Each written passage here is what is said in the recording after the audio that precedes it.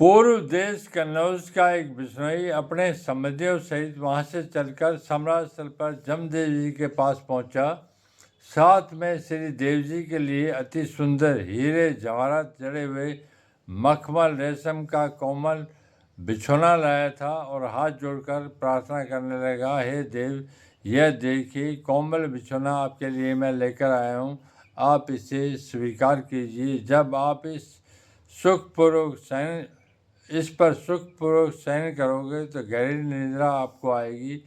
तब गुरु जम्बेश्वर जी ने उसके प्रति शब्द उच्चारण किया, हे जिज्ञासु, यदि मैं आपके इस कोमल बिछौने पर सोकर रात्रि व्यतीत कर दूं अर्थात युग व्यतीत कर दूं तथा अच्छी गहरी नींद भी ले लूं, तो जानते हो क्या हो सकता है। मेरा शयन करना तथा जागृत रहने का अभिप्राय यह है कि पहले तथा सृष्टि का सर्जन होना, इसलिए मेरे शयन करने पर संपूर्ण सृष्टि अपने अपने कारण रूप में लय हो जाएगी।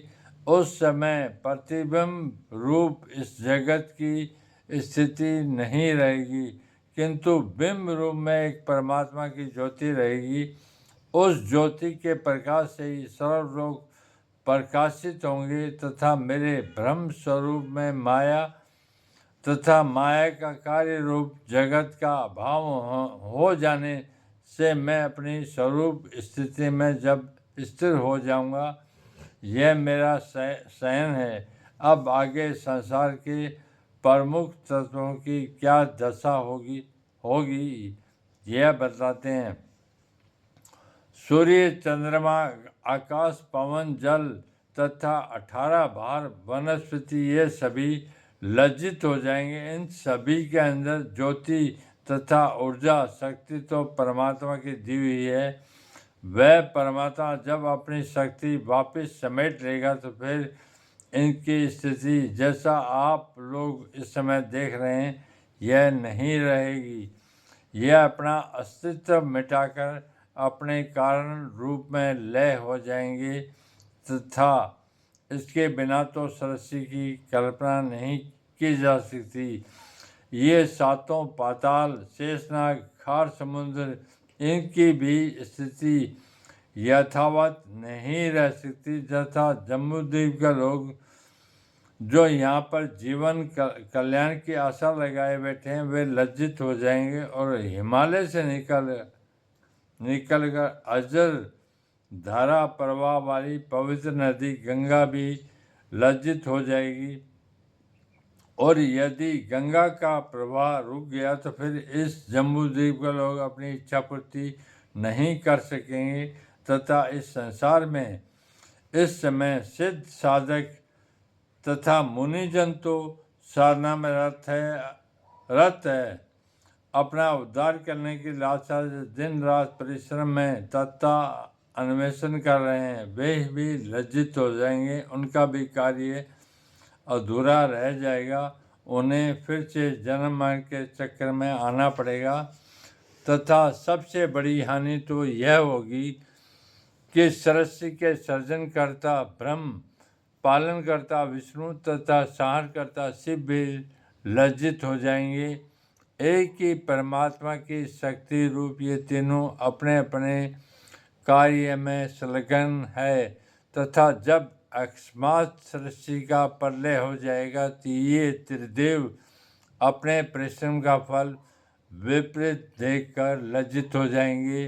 पुनः सृष्टि रचना का कार्य पूरे मनोयोग से नहीं कर पाएंगे, अर्थात पुनः इतनी सुंदर शोभे व्यवस्थित सृष्टि की रचना पालन सहार नहीं हो सकेगा। इसलिए मेरे शयन का फल तो यही होगा।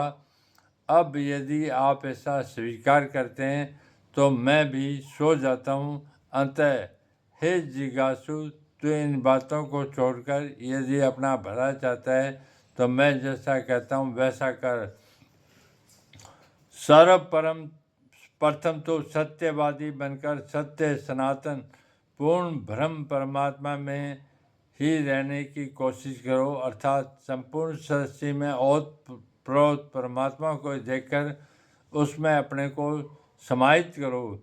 यदि इस प्रकार की ज्ञान की धारा प्रवाहित नहीं हो पाती तो लाख की तरह चित्तवृत्ति श्रुति को तदाकार बना लें, अर्थात जैसे लाख को अग्नि से तपाकर फिर उसे चूड़ी कंगन आदि बनाने के लिए सांचे में ढाली जाती है। जब वह लाख सांचे पर पड़ी हुई ठंडी हो जाती है तो वही तदाकार धारण कर लेती है, फिर कभी भी उसका तदाकार निवृत्त नहीं होता। ठीक उसी प्रकार से यह तुम्हारी चित्तवृत्ति है, यह सदा ही भ्रम विश्व में तदाकार उसी तरह की होती रहती है, किंतु वृत्ति श्रुति टिकाऊ नहीं है।